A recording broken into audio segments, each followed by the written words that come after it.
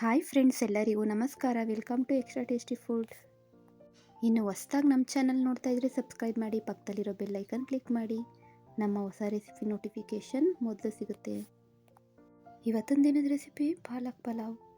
ತುಂಬ ಸುಲಭವಾಗಿ ಮನೇಲಿರೋ ಪದಾರ್ಥಗಳನ್ನೇ ಬಳಸ್ಕೊಂಡು ಕ್ವಿಕ್ಕಾಗಿ ರುಚಿಕರವಾದ ಪಾಲಕ್ ಪಲಾವ್ನ ಮಾಡ್ಕೋಬೋದು. ಜಾಸ್ತಿ ಏನೋ ಐಟಮ್ಸ್ ಎಲ್ಲ ಬೇಕಾಗಲ್ಲ. ಲಂಚ್ ಬಾಕ್ಸ್ ಕೂಡ ರೆಡಿ ಮಾಡ್ಬೋದು.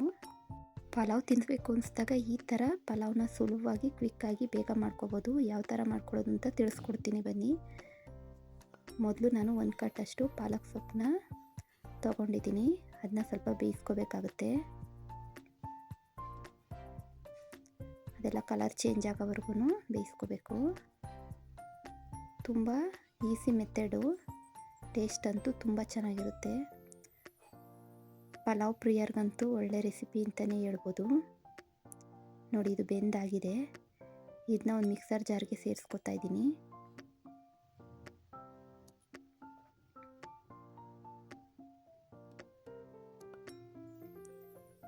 ನಂತರ ಸ್ವಲ್ಪ ಶುಂಠಿ, 2 ಬೆಳ್ಳುಳ್ಳಿ,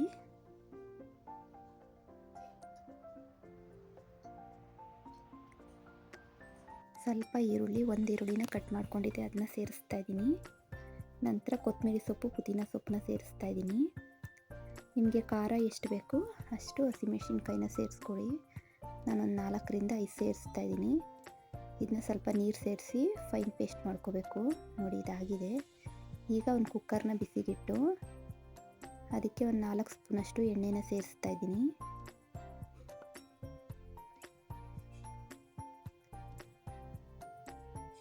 ನಂತರ 2 ಸ್ಪೂನಷ್ಟು ತುಪ್ಪನ ಸೇರಿಸ್ತಾ ಇದ್ದೀನಿ.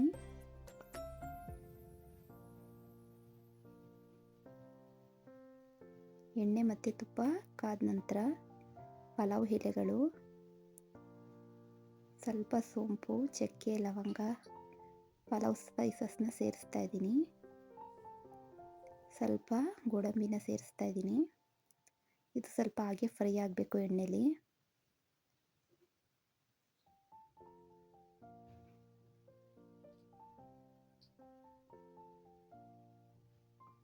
ನಂತರ 2 ಈರುಳ್ಳಿನ ದೊಡ್ಡದಾಗಿ ಹೆಚ್ಕೊಂಡಿದ್ದೆ, ಅದು ಕೂಡ ಸೇರಿಸ್ತಾ ಇದ್ದೀನಿ. ಈರುಳ್ಳಿ ಸ್ವಲ್ಪ ಗೋಲ್ಡನ್ ಬ್ರೌನ್ ಬರೋವರೆಗೂ ಫ್ರೈ ಮಾಡ್ಕೋಬೇಕಾಗುತ್ತೆ. ಈರುಳ್ಳಿ ಫ್ರೈ ಆದಷ್ಟು ಪಲಾವು ತುಂಬ ರುಚಿಯಾಗಿ ಚೆನ್ನಾಗಿರುತ್ತೆ. ನೋಡಿ, ಇದನ್ನ ಫ್ರೈ ಮಾಡ್ಕೋತಾ ಇದ್ದೀನಿ. ಒಂದು 10ರಿಂದ 15 ನಿಮಿಷದಲ್ಲಿ ಬಿಸಿ ಬಿಸಿಯಾಗಿ ಪಲಾವ್ ರೆಡಿಯಾಗೋಗುತ್ತೆ. ಒಂದು ಸಲ ಈ ಥರ ಪಲಾವ್ನ ಟ್ರೈ ಮಾಡಿ ನೋಡಿ.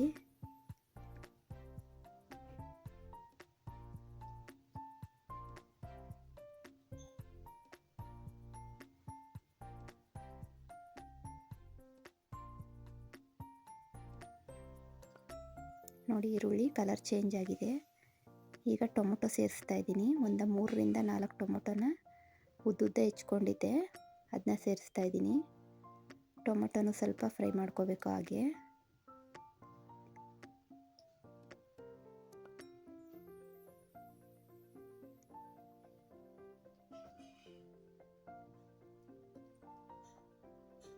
ಗರಂ ಮಸಾಲ ಸೇರಿಸ್ತಾ ಇದ್ದೀನಿ, 1 ಸ್ಪೂನಷ್ಟು.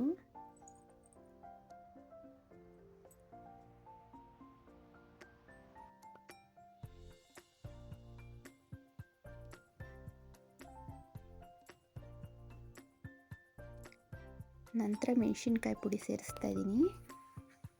2-2.5 ಸ್ಪೂನಷ್ಟು ಸೇರಿಸ್ಕೊಳ್ಳಿ. ನಿಮಗೆ ಖಾರ ಎಷ್ಟು ಬೇಕು ಅಷ್ಟು ಸೇರಿಸ್ಕೊಳ್ಳಿ.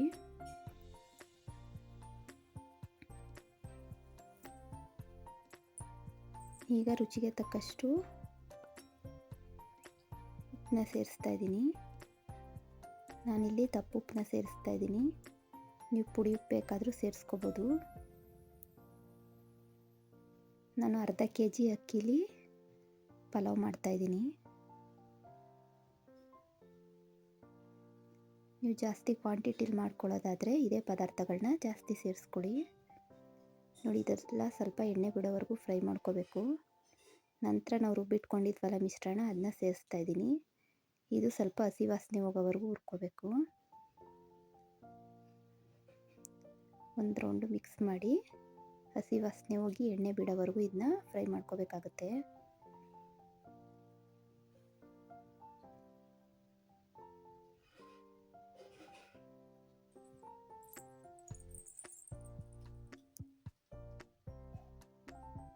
ನೋಡಿ ಇದಾಗಿದೆ.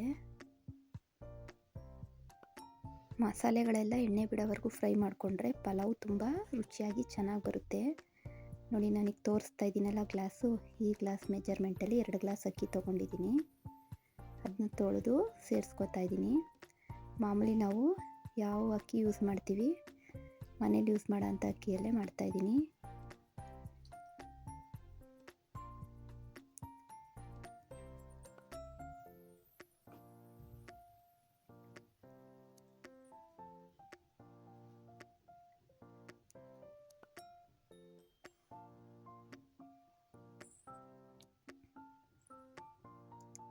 ಅಕ್ಕಿ ಹಾಕಿದ್ಮೇಲೆ ಒಂದು ರೌಂಡು ಮಿಕ್ಸ್ ಮಾಡ್ಕೋಬೇಕು.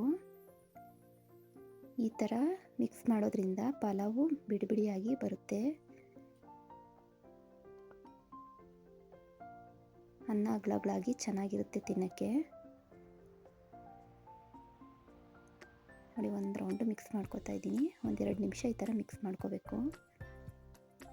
ನಂತರ ಅಳತೆಗೆ ಎಷ್ಟು ಬೇಕೋ ಅಷ್ಟು ನೀರನ್ನ ಸೇರಿಸ್ಕೊಳ್ಳೋದು. ನಾನು 2 ಗ್ಲಾಸ್ ಅಕ್ಕಿಗೆ 4 ಗ್ಲಾಸ್ ನೀರನ್ನ ಸೇರಿಸ್ತಾ ಇದ್ದೀನಿ. ನೀವು ಅಷ್ಟೇ ಎಷ್ಟು ಮೆಜರ್ಮೆಂಟ್ ಬೇಕೋ ಅಷ್ಟು ನೀರನ್ನ ಸೇರಿಸ್ಕೊಳ್ಳಿ. ಇದಕ್ಕೆ ಬೇಕಾದ್ರೆ ತರಕಾರಿಗಳು ಬಟಾಣಿ ಏನು ಬೇಕಾದ್ರೂ ಯೂಸ್ ಮಾಡ್ಕೋಬೋದು. ನಾನೇನು ಯೂಸ್ ಮಾಡ್ತಾಯಿಲ್ಲ, ಹಾಗೆ ಪ್ಲೈನಾಗಿ ಮಾಡ್ತಾಯಿದ್ದೀನಿ.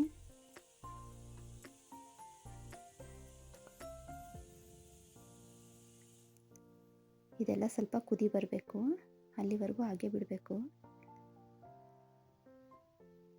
ನೋಡಿ ಈಗ ಬೇಯ್ತಾ ಇದೆ. ಇದು 1-2 ಮಳೆ ಬಂದರೆ ಇನ್ನೊಂದು ರೌಂಡ್ ಎಲ್ಲ ಕ್ಲೀನಾಗಿ ಮಿಕ್ಸ್ ಮಾಡಿಬಿಟ್ಟು ಕುಕ್ಕರ್ನ ಮುಚ್ಚಿ 2 ವಿಷಲ್ ಬರೆಸ್ಬೇಕು ಅಷ್ಟೇ. ನಾನು ಮೊದಲೇ ತಿಳಿಸಿರೋ ಹಾಗೆ ಸುಲಭವಾಗಿ ಪಲಾವ್ ಮಾಡ್ಕೋಬೋದು. ರುಚಿ ಅಂತೂ ಸೂಪರಾಗಿರುತ್ತೆ. ನೋಡಿ ಕುಕ್ಕರ್ ಮುಚ್ಚಾಗಿದೆ, 2 ವಿಷಲ್ ಬರೆಸಿದ್ದೀನಿ. ನೋಡಿ ಇದು ಕೂಲ್ ಆಗಿದೆ, ಎಷ್ಟು ಚೆನ್ನಾಗಿ ಬಂದಿದೆ ಅಂತ ನಿಮಗೆ ಕಾಣಿಸ್ತಾ ಇದೆ. ತುಂಬ ಬಿಡಿ ಬಿಡಿಯಾಗಿ ಅನ್ನನೂ ಅಷ್ಟೇ ನೋಡಿ ಹಗಗಳಾಗಿ ಬಂದಿದೆ. ರುಚಿ ಅಂತೂ ನಾನು ಮೊದಲೇ ಹೇಳಿದ ಥರ ತುಂಬ ಚೆನ್ನಾಗಿರುತ್ತೆ. ಒಂದು ಸಲ ನೀವು ಟ್ರೈ ಮಾಡಬೇಕು. ನೋಡಿ ಇನ್ನೊಂದು ರೌಂಡ್ ಎಲ್ಲನೂ ಮಿಕ್ಸ್ ಮಾಡ್ಕೋತಾ ಇದ್ದೀನಿ. ಕೆಲವೇ ಪದಾರ್ಥಗಳಿಂದ ಸುಲಭವಾಗಿ ಸೂಪರಾಗಿ ಈ ಥರ ಪಲಾವ್ನ ಮಾಡ್ಕೋಬೋದು. ಚಟ್ನಿ ಮೊಸರು ಜೊತೆ ಗುಡ್ ಕಾಂಬಿನೇಷನ್ ಅಂತಲೇ ಹೇಳ್ಬೋದು. ಬಿಸಿ ಬಿಸಿ ಇದ್ದಾಗಲೇ ಸರ್ವ್ ಮಾಡಿ, ಎಲ್ಲರಿಗೂ ಇಷ್ಟ ಆಗುತ್ತೆ. ನಮ್ಮ ಈ ರೆಸಿಪಿ ನಿಮಗೆ ಇಷ್ಟ ಆಗಿದೆ ಅಂತ ತಿಳ್ಕೊತೀನಿ. ಇಷ್ಟ ಆದರೆ ಲೈಕ್ ಮಾಡಿ, ಶೇರ್ ಮಾಡಿ, ಕಮೆಂಟ್ ಮಾಡಿ. ಹೊಸ ರೆಸಿಪಿಗಳ ಜೊತೆ ಮತ್ತೆ ಸಿಗೋಣ. Thank you for watching.